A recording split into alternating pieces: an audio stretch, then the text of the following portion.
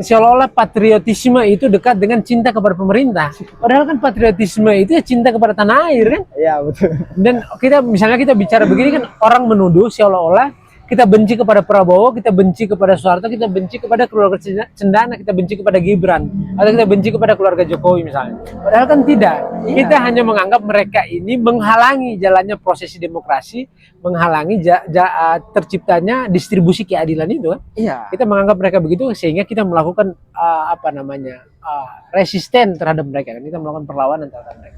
Tapi kan dituduh ini kebencian, dituduh ini seolah-olah orang membenci Soeharto aja ini kan. Orang sentimen pribadi. Nah, ini kan kita mau melihat ini Mas.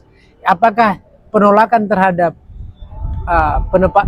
penetapan Soeharto sebagai pahlawan nasional ini sentimen pribadi atau memang ini upaya penjagaan terhadap keberlangsungan sejarah bangsa ini? Bangsa yang baik itu kan bangsa yang belajar, bukan menghapus. Ya, belajar dari pengalaman. Betul. Kan? Bangsa yang baik, bangsa yang besar itu adalah bangsa yang belajar dari peristiwa kelam bangsanya sendiri, bukan menghapus. Bukan menghapus peristiwa kelam. Betul. Karena ya tentu rumus sejarah itu kan tidak ada bangsa yang besar tanpa melalui peristiwa berdarah, kan kira-kira begitu. Peristiwa-peristiwa yang kelam, kan kira-kira begitu. Nah tentu kalau ini dihapus, maka ini kan berbahaya untuk perjalanan bangsa. Kenapa kemudian berbahaya? Karena kita tidak mempunyai peta atau presiden untuk melihat masa depan.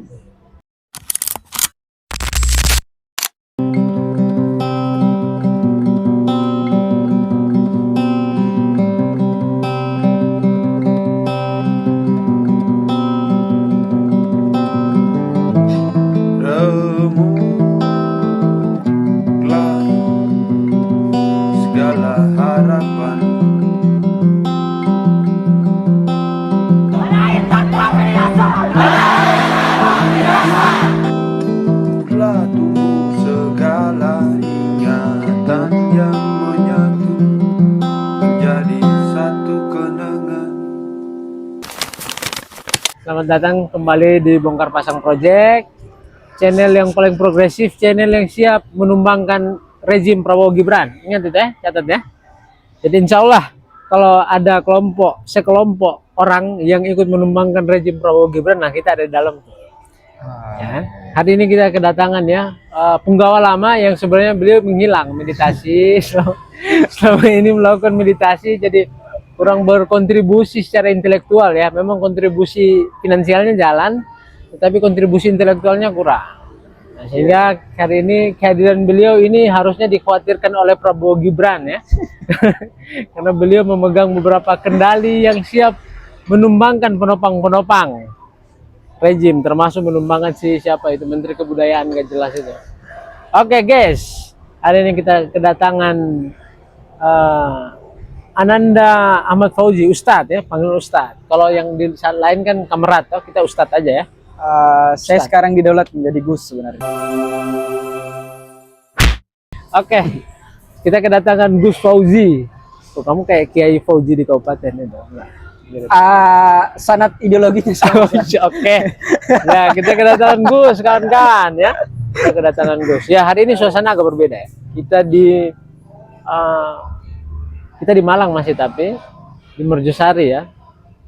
Merjosari ini lokus pergerakan ya, lumbung aktivitas intelektual sebenarnya. Ya betul. Intelektual. Walaupun ada aktivitas yang lain juga ya. Tapi itu Mas, kita akhir-akhir ini kan keadaan negara anjing berat banget ya. Keadaan negeri ini kan melihat kelakuan dari para pemangku kebijakan ya, ya eksekutif, legislatif, ya apapun itu ya, apapun sebutannya lah itulah. Ada yang menyebut mereka sebagai pelayan rakyat, ada yang menyebut mereka sebagai perwakilan rakyat, ataupun apapun lah sebutannya ya. Tapi akhir-akhir ini kan kita mengalami semacam ketersesatan informasi. Lebih-lebih pada isu soal wacana lama yang katanya ingin dikembalikan lagi, itu wacana Soeharto ingin dilekatkan atau ingin ditempatkan atau ingin diposisikan sebagai pahlawan nasional seperti tokoh-tokoh yang lain, atau seperti orang-orang yang sudah dilabelkan sebagai pahlawan nasional, termasuk presiden pertama ya, Soekarno ya. Nah ini kan sebenarnya wacana lama ya, wacana yang sudah katanya, saya dengar-dengar katanya sudah pernah digaungkan tapi mengalami kebuntuan, dan sekarang di bawah rejim Prabowo Gibran ini ingin dikembalikan lagi wacana itu, dan berkemungkinan akan ditetapkan kan begitu kan, Soeharto sebagai pahlawan nasional. Nah ini kan apa ya, unik betul ya, karena kemarin kan kita lihat bahwa ada ulang tahun Prabowo dilekatkan dengan hari kebudayaan, toh. Kemudian siapa lagi dari keluarga Cendana ini dilekatkan sebagai hari apa namanya, punyanya Muhammad Hatta ini, aktivitas apa namanya, aktivitas ekonominya ini loh, koperasi kan. Nah itu, ini sekarang lagi Soeharto ingin dilekatkan sebagai pahlawan nasional. Nah itu menurut ente sebagai tokoh agamawan yang pemuda Muhammadiyah itu ya, bukan pemuda Muhammadiyah, pimpinan Muhammadiyah, pimpinan NU yang ikut mendukung itu tidak baca sejarah mereka itu. Nah sebagai antum yang gus-gus yang baca sejarah ini kan, menurut pandangan antum bagaimana? Nah itu wacana itu, kita mulai dari itu ya. Iya, kalau saya melihatnya yang pertama ya, tentu seperti yang dibilang tadi bahwa memang kan wacana Soeharto ingin dinaikkan tarafnya, kira-kira begitu ya, dinaikkan tarafnya menjadi seorang pahlawan nasional, itu tidak terlepas, kalau saya membacanya selalu dari perspektif politis, karena memang hal ini kan dia naik ke permukaan ketika ada aktivitas politik yang eskalasinya semakin naik. Oke. Yang awalnya kalau kita melihat sejarahnya ya, ini kan yang mengajukan ini kan orang-orang petinggi-petinggi atau elit politik bangsa ini. Oke. Yang berkontribusi di situ tuh, baik dari kalangan LSM maupun dari kalangan politisi partai. Nah kebetulan memang saat ini yang menjabat menjadi Menteri Kebudayaan itu kan sang aktivis 98 katanya. Oh iya, dia aktivis itu ya. Beberapa apa orang kontribusinya dia? Ya. Oke, lanjut. Beberapa kalangan aktivis kan mendaulat dia sebagai aktivis 98 sebagai aktor atau dalang intelektual dari gerakan reformasi pada saat itu. Nah, kalau kita melihat sejarahnya memang bahwa Menteri Kebudayaan Fadlizon ini kan sangat dekat dengan keluarga Cendana, terkhususnya Prabowo pada saat itu, ya, kira-kira gitu tuh. Sangat dekat ya. Dalam beberapa perjalanan dinas, kemudian aktivitas militer, aktivitas diplomasi Prabowo, beliau ini selalu ada. Yes, ya. Selalu berperan di situ tuh. Dari Fadlizon muda sampai hari ini, bahkan ketika Prabowo menjadi presiden, ya tak? Itu Fadlizon menjadi salah satu tokoh yang bermanuver atau tokoh yang kaliber pada saat kampanye kan, sehingga naik menjadi menteri. Nah, kembali ke isu Soeharto, dia dinaikkan menjadi diajukan statusnya menjadi pahlawan nasional. Tentu ini kan sangat paradoks sekali sebenarnya. Kenapa kemudian begitu? Paradoksnya di mana? Kita akan melihat tuh Fadlizon perannya dalam reformasi pada saat itu. Ini kan salah satu aktor yang sangat lantang menyuarakan bahwa situasi politik di zaman Orde Baru itu sudah tidak lagi kondusif, sehingga memang harus ditumbangkan rezim ini nih, ya toh? Nah, ketika paradoks selanjutnya adalah ketika Fadlizon ini menjabat sebagai Menteri Kebudayaan, malah beliau yang menginisiasi orang ini nih. Ya meskipun secara eksplisit tidak ya. Artinya kan ya selalu akan memakai orang lain untuk tangan lain untuk menginisiasi itu. Tapi kan sebagai legitimasi pejabat, ini kan Fadlizon kan berperan penting di situ tuh. Artinya isu ini tidak mungkin naik jika bukan rezimnya ini ya. Betul. Nah ini kan paradoks sekali tuh. Di sisi lain beliau adalah aktor reformasi yang harus menumbangkan rezim Soeharto. Tapi pada saat ini itu mendukung, atau dalam tanda kutip kita melihat sinyal dukungan itu ya, untuk menaikkan Soeharto ini menjadi pahlawan nasional. Nah, kemudian ada tarikan selanjutnya di mana memang dalam beberapa sumber literatur kemudian berita yang beredar bahwa kalau toh memang Soeharto ini ingin dinaikkan statusnya menjadi pahlawan nasional, maka ada satu statement yang menarik dari Menteri Kebudayaan. Kalau memang Soeharto ini terbukti atau meninggalkan presiden negatif terhadap bangsa ini, terkhususnya dalam bentuk genosida besar-besaran pada saat itu, apalagi pada saat PKI, ya kan, kasus 6566 itu, Fadlizon mengatakan begini, kalau toh memang itu terbukti, mana buktinya? Itu kan tolol betul ya. Iya kan begitu tuh, iya kan? Nah, mana buktinya itu? Nah itu kan apa? Secara tidak langsung ingin menyayat hati para aktivis atau para pejuang HAM pada saat itu. Ya.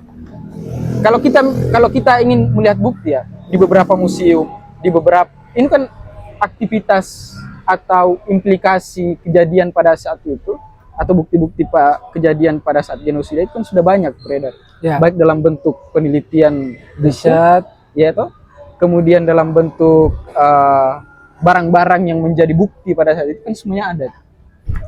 Nah, kemudian selanjutnya ketika memang Soeharto ini ingin diangkat menjadi pahlawan nasional, kita patut pertanyakan kontribusinya bagi bangsa ini apa? Oke, kalau ada beberapa kalangan yang mengatakan bahwa kontribusi jasanya Soeharto besar. Begitu dianggap jasanya besar. Jasanya besar karena apa? Mampu mengembalikan stabilitas ekonomi, stabilitas politik. Tapi kan stabilitas ekonomi dan stabilitas politik itu mempunyai ganjaran besar di baliknya. Apa itu? Demokrasi tidak ada, otoritarisme berjalan dengan sangat masif, ya kan? Aktivitas represivitas daripada aparat pada saat itu kan masif sekali itu. Dan keterlibatan Soeharto sebagai jenderal angkatan darat pada saat itu, panglima tertinggi ya. Panglima tertinggi dalam kasus-kasus genosida yang terjadi selama Orde Baru, itu kan tinggi sekali tuh. Nah itu yang hendak ditutupi. Saya melihatnya begitu. Urgensinya apa ya? Maksudnya apa urgensi dari kepentingan Soeharto diajukan sebagai pahlawan nasional ini? Wacana ini dinaikkan kembali itu sebenarnya urgensinya apa? Kepentingannya apa ya? Kalau saya secara pribadi yang melihatnya, tentu kalau kita melihat itu yang pertama, sebelum sampai pada ke situ. Yang pertama, kita melihat ini lagi-lagi tentang peran Fadlizon ya di dalamnya. Fadlizon sebelum ini naik ke permukaan, Fadlizon ingin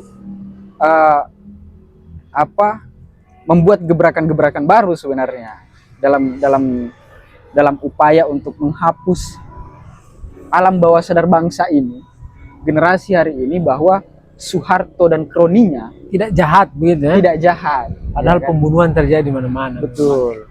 Soeharto dan kroninya itu tidak melakukan aktivitas yang sangat merugikan bangsa ini pada saat Orde Baru.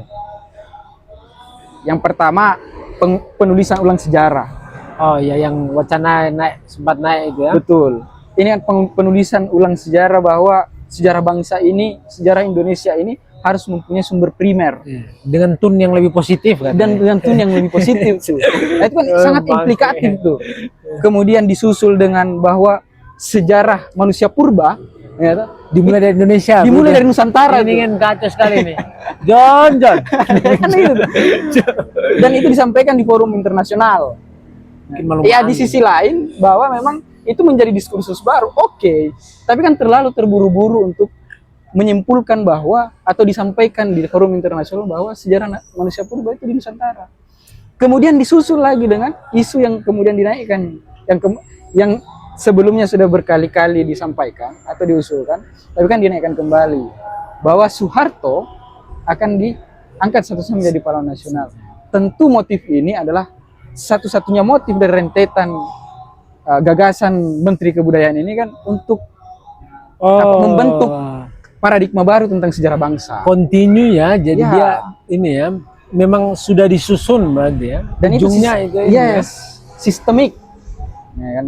Ada semacam langkah-langkah yang sistemik agar kemudian Prabowo tentu di sini sebagai presiden dengan Fadlizon sebagai Menteri Kebudayaan ingin merubah poros sejarah di tangan dia. Tentu dengan tone positif yang diinginkan oleh rezim kan Ini kira-kira memang begitu. Nah, sekali ya. urgensinya saya melihatnya di situ. Ada semacam merecovery pemahaman atau alam bawah sadar bangsa ini bahwa ya rezim Soeharto itu sejatinya itu tidak melakukan hal yang negatif terlalu dominan terhadap sejarah bangsa ini. Jadi penghapusan, dalam artian penghapusan hal negatif tentang Orde Baru. Saya melihatnya begitu. Padahal kalau mau ditelusuri jauh ke belakang itu kan kita melihat ya banyak tragedi-tragedi ketika Indonesia di bawah kepemimpinan Soeharto kan. Kayak tragedi Semanggi, no? Ya, Itu Semanggi termasuk 1, Semanggi 2. itu kemudian 65 66 ya.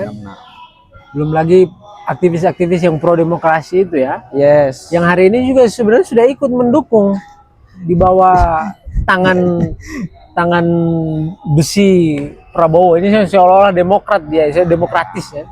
Berpura-pura seolah demokratis tapi diam-diam mensusupi paradigm ya, ingin mendasari paradigm generasi bangsa terhadap apa era Soeharto itu bahwa sebenarnya ya Soeharto itu tidak buruk kan gitu kan. Ya. Kalau kita bilang ya walaupun misalnya program pelitanya Soeharto itu ya pembangunan apa sih pelita itu ya pembangunan 5 tahunan. Iya, Pembangunan ya 5 tahun ya. Pembangunan ya 5 tahun, 5 tahunan pokoknya. Satu Iya, periode. Iya, satu periode itu ya. Program pelita itu. Program pelita itu kan itu bukan program pembangunan, itu pembantaian selama 5 tahun itu ya. Betul. Jenderal 32 tahun ini kan mau dibuat dengan perspektif yang positif bahwa Ya.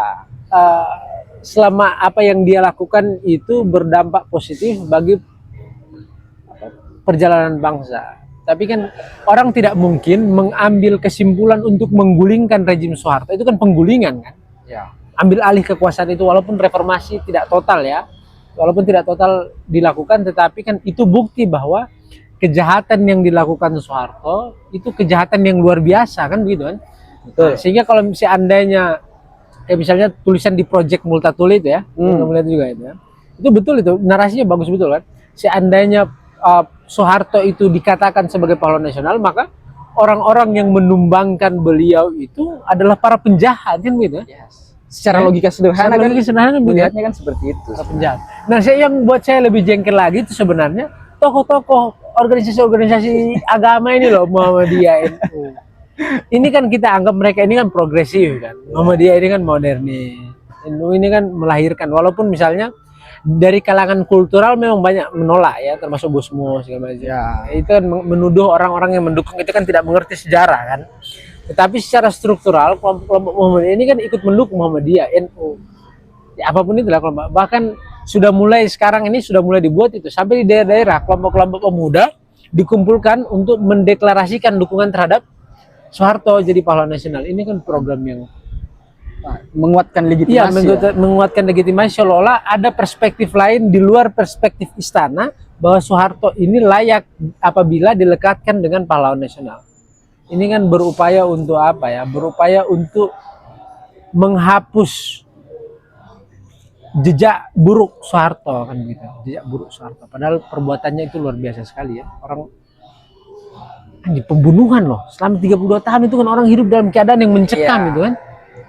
Ya, cuma memang kan artinya kan orang-orang hari ini yang terutama yang mendukung ya, memang kan hanya melihat kalau bahasanya tadi itu tone positif daripada periodisasi Orde Baru, ya kan gitu. Artinya ya ada kestabilan ekonomi, ada semacam kestabilan politik, ya kan. Keamanan itu dijamin, dalam artian keamanan itu adalah keamanan yang dikehendaki oleh kekuasaan dan gitu. Nah, kemudian saya melihatnya begini sebenarnya,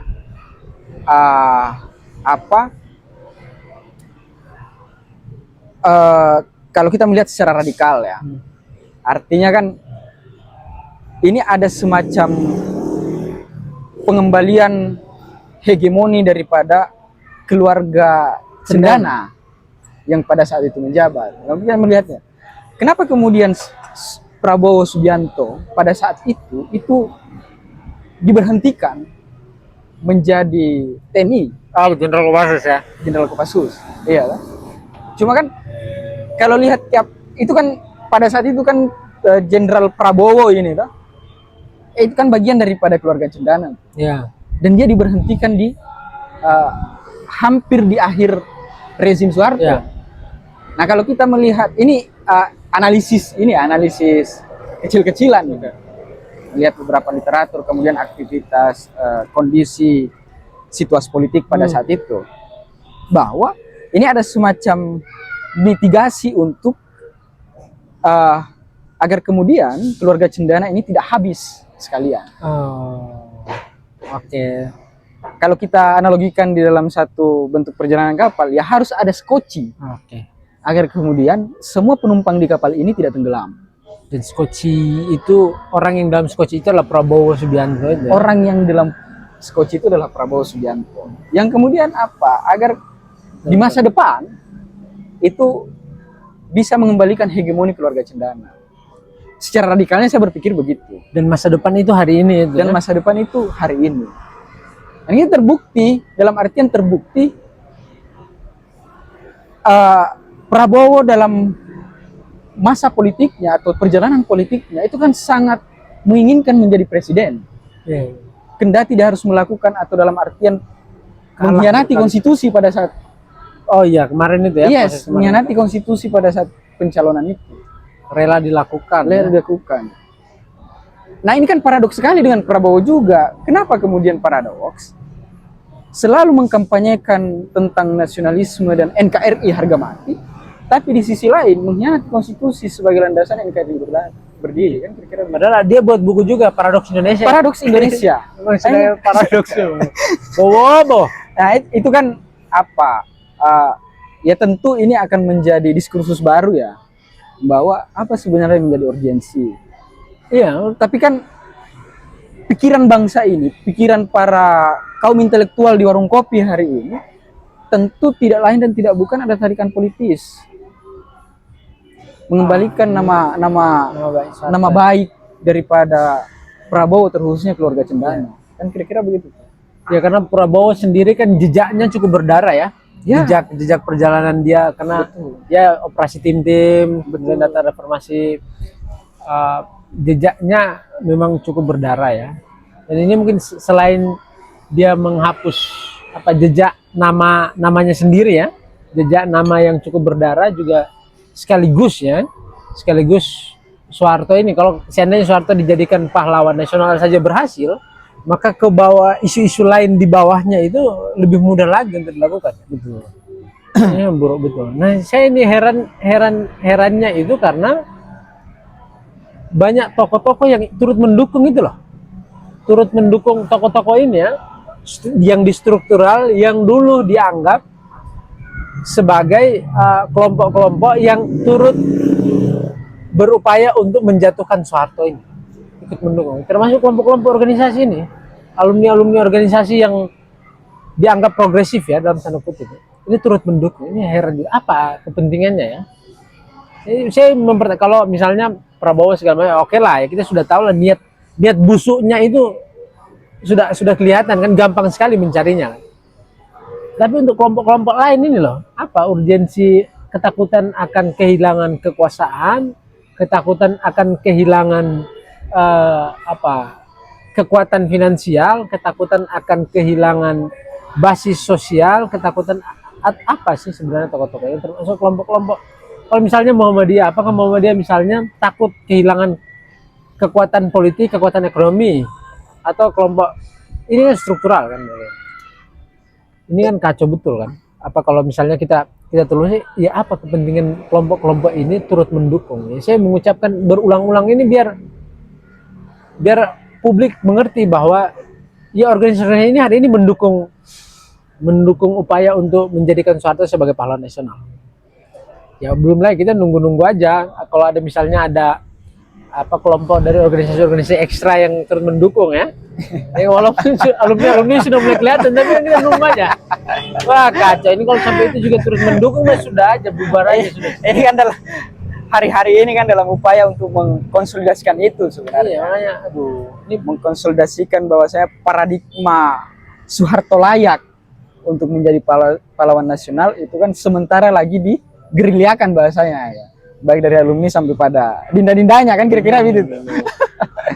Nah, saya melihatnya itu bahwa ada semacam ketidakpercayaan diri daripada tokoh-tokoh organisasi ini untuk menentang tesis itu tuh. Kenapa kemudian begitu? Ya tentu ada kaitannya dengan faktor keterkaitan ekonomi yang sedang dimainkan gitu. Mulai dari konsesi tambang yang diberikan kepada organisasi besar ini. Kemudian para tokoh-tokohnya yang masuk dalam lingkaran rezim. Ini kan bisa memicu mereka digeser kan gitu, atau diganggu positioningnya kira-kira begitu. Karena secara akademis memang tidak dibantah bahwa Soeharto ini melakukan hal-hal yang sangat keji di zamannya, di zaman Orde Baru. Kan statement kekuasaan hari ini kan selalu mana buktinya, mana buktinya. Artinya kan ini semacam apa? Ada kegugupan akademik, gitu. Gugup dalam memberikan kegugupan akademik. Yes, gitu. ada semacam kegugupan akademik untuk memberikan antitesis daripada tesis-tesis yang sudah ada itu. Bahwa bukti-bukti bahwa Soeharto ini melakukan hal-hal yang sangat negatif dalam sejarah perjalanan bangsa ini itu tidak diakui secara akademik.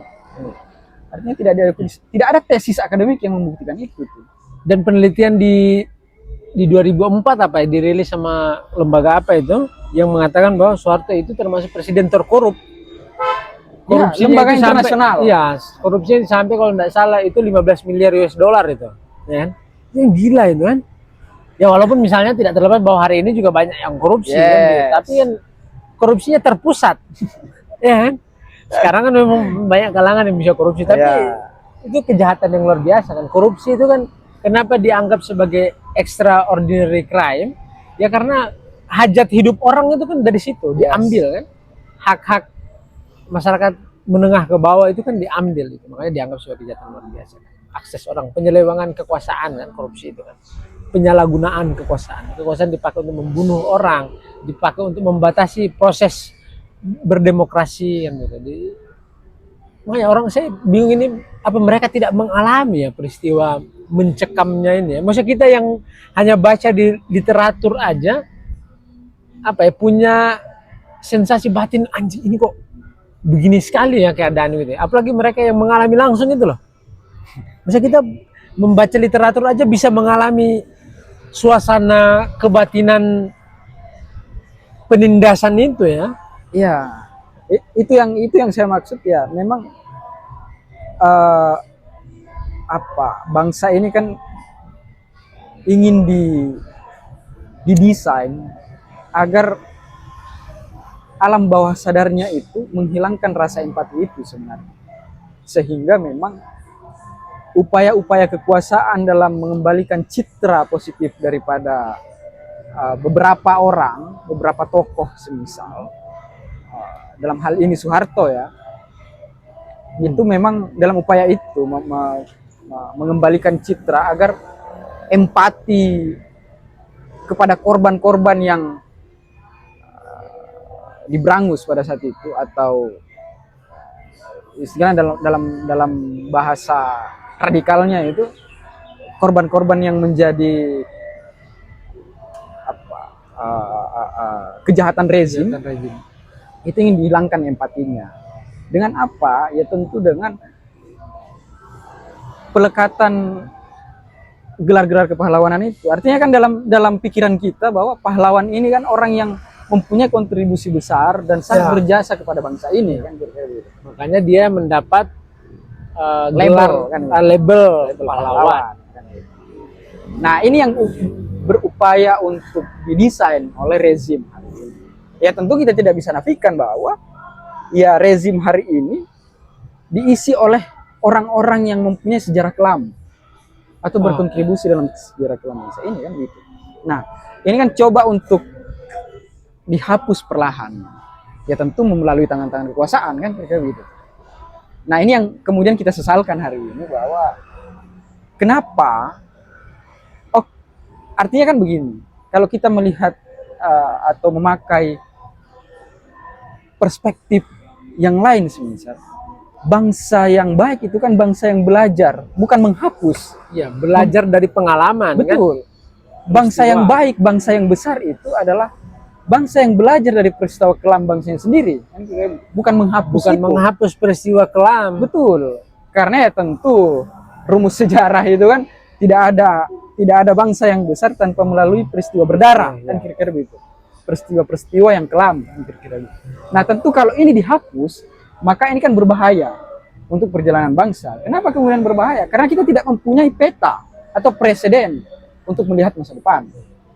Kita mengalami ini ya, keterputusan secara epistemologis dari akar sejarah kita sendiri. Betul. Dan itu kan berbahaya dalam perjalanan bangsa untuk memprediksi masa depan. Bahkan kita tidak bisa tuh bahwa hal ini tidak baik karena akan melahirkan konsekuensi yang sangat besar.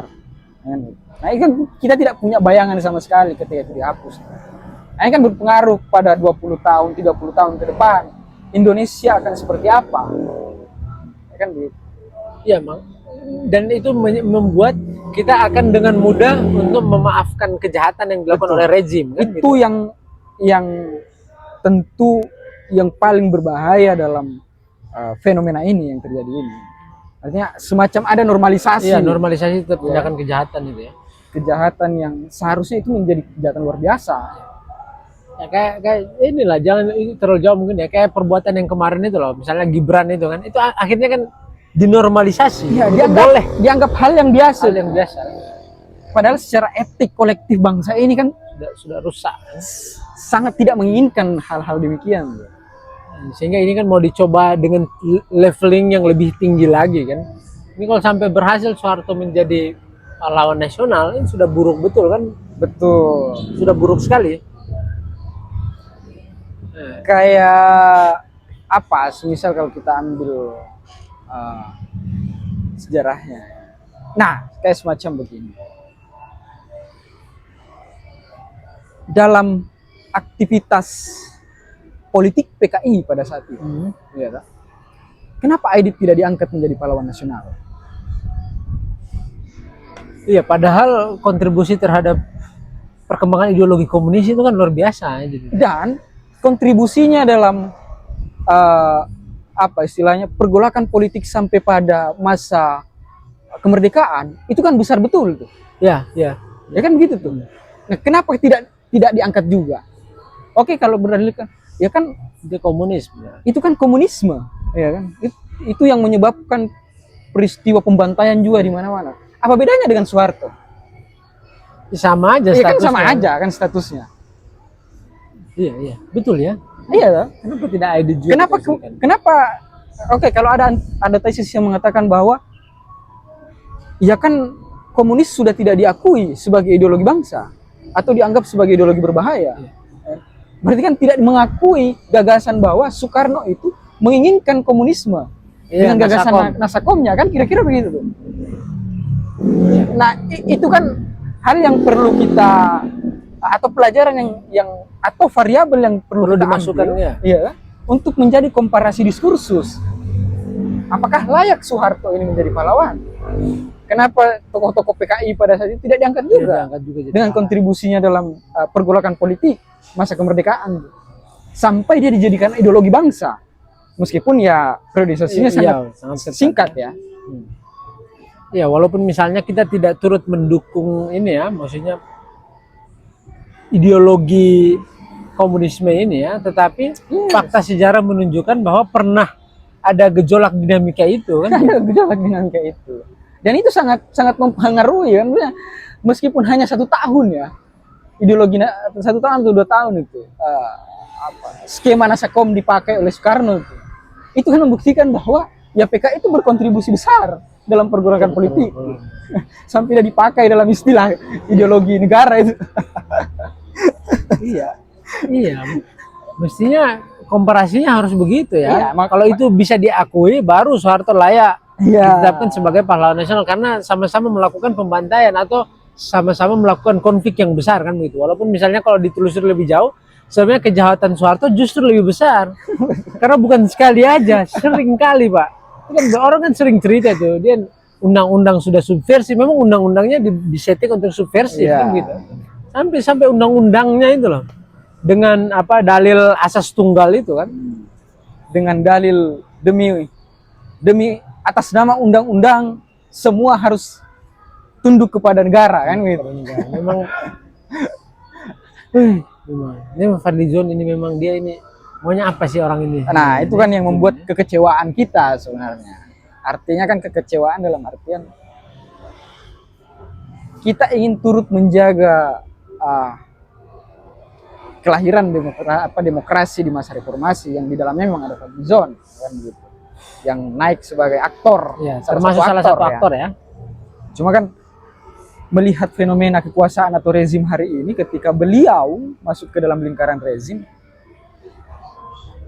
kok bisa melakukan hal demikian? Artinya kan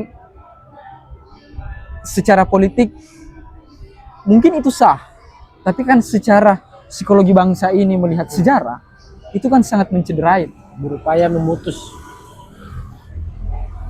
Sebenarnya positioning apa siapa ini Fadlizon ini di dalam upaya untuk mengubah arus sejarah ini ya, mengubah arus sejarah ini kan diikutkan kembali dengan positioning dia yang memang sejak awal kan sudah mendukung Soeharto siapa orang dekatnya Prabowo. seperti yang kamu ngomong itu orang dekatnya Prabowo kan sejak awal ini kan, dan ditempatkan pada posisi Menteri Kebudayaan, tapi mengusulkan itu lewat kementerian apa itu yang mengusulkan Kemensos ya? Ya, Kemensos. Kemensos ini padahal ada si siapa PRD ini, si siapa?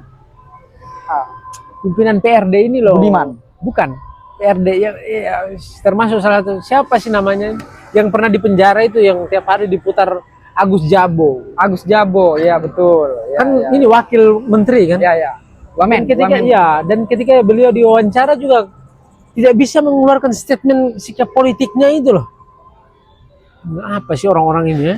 Padahal dia ini termasuk yang tertindas ya, Budiman Sujatmiko termasuk ya, yang tertindas dan ikut menjatuhkan secara terang-terangan, turut menjatuhkan rezim Orde Baru. Orde Baru. Memang Fadlizon ini misionaris dia, misionaris. Iya, saya melihatnya ada semacam misi tertentu daripada rezim, terkhususnya Fadlizon ya, yang kita kenal dia sangat dekat dengan Presiden Prabowo Subianto kan gitu. Ada semacam misi khusus bagaimana membersihkan sejarah negatif bangsa ini. Memang Fadlizon ini berarti Yang berkaitan dengan militer tentunya ya. dia berupaya sekali tuh ya. Dan sangat ambisi dan terburu-buru ya. Ya mungkin dia menyadari kalau waktu ini kan hanya tahun aja. bukan 5 tahun, 2 tahun setengah. Karena 2 tahun setengahnya kan untuk konsolidasi politik 2029 kan kira-kira memang John dia ini memang orang ini apa sih dia ini isi kepalanya ya maksudnya. Nah, kan kalau saya melihat berdiskusi dengan beberapa teman-teman ya yang mengikuti isu ini bahwa ya mungkin Fadlizon ini mempunyai landasan akademik tertentu karena memang dia juga penggiat kebudayaan ya kan? Atau penggiat sejarah misalnya. Dia mengklaim dirinya sebagai sejarawan juga ya. Betul. Saya malah berpikir logika terbaliknya. Justru karena dia adalah sejarawan dan dia terlibat di dalam urusan-urusan kebudayaan dan keterlibatannya dalam sejarah Orde Baru dan dia adalah orang dekat Prabowo, dia akan menemukan celah kekosongannya. Ya, celah mana yang bisa menjadi sasaran tembak untuk menghapus sejarah negatif itu. Secara analisis politisnya kan kira-kira begitu. Iya, walaupun misalnya banyak sekali penolakan tentunya pasti ya dari kelompok ya NGO yang masih ini ya, NGO yang masih punya konsen yang betul terhadap proses demokrasi. Kemudian dia banyak aktivis juga yang ikut, tapi rata-rata yang menolak ini kan kelompok-kelompok kultural atau apa ya, secara mayoritas ini kan civil society ya, masyarakat biasa, yang kelompoknya itu di luar struktural itu yang menolak.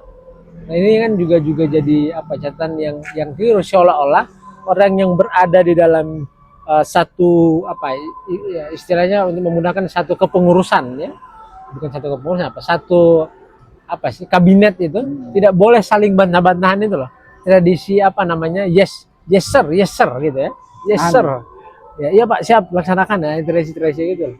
ABS ya, asal bapak senang ya kan gitu.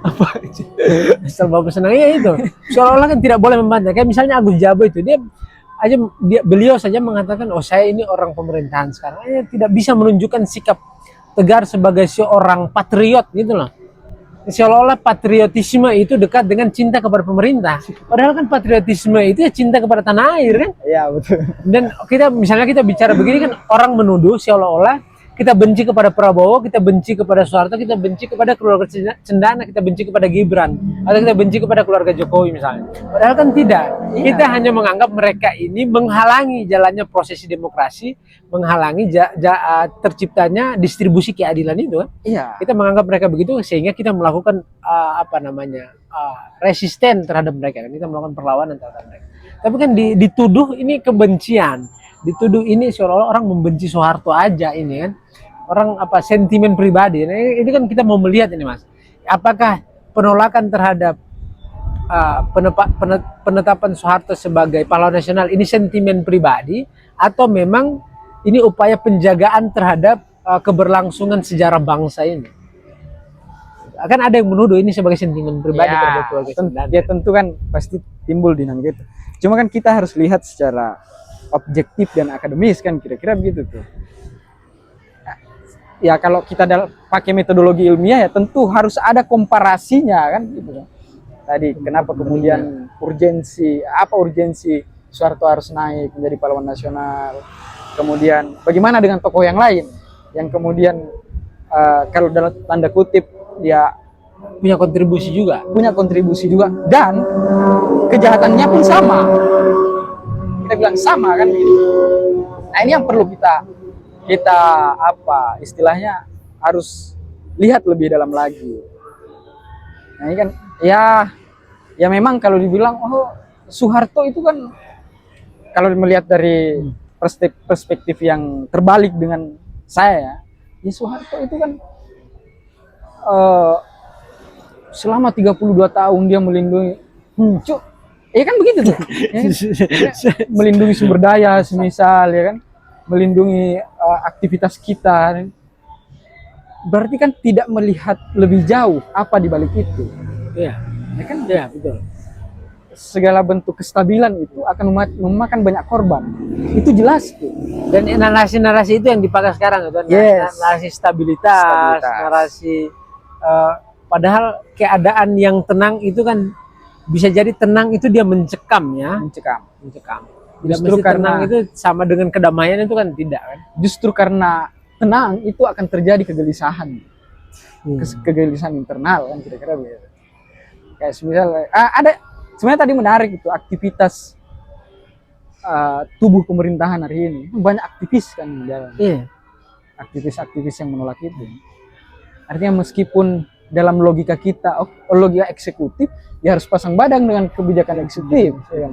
Dalam hal ini ya kebijakan-kebijakan tertinggi dalam eksekutif. Tapi yang saya penasaran adalah kenapa dengan banyaknya aktivis atau di dalam tanda kutip mantan aktivis di dalam tubuh pemerintahan tidak mampu menghegemoni keputusan-keputusan yang seharusnya benar. Itu kan paradoks sekali tuh. Iya betul. Iya. Kenapa tidak mampu menghegemoni itu? Apakah memang mereka sudah kehilangan empati terhadap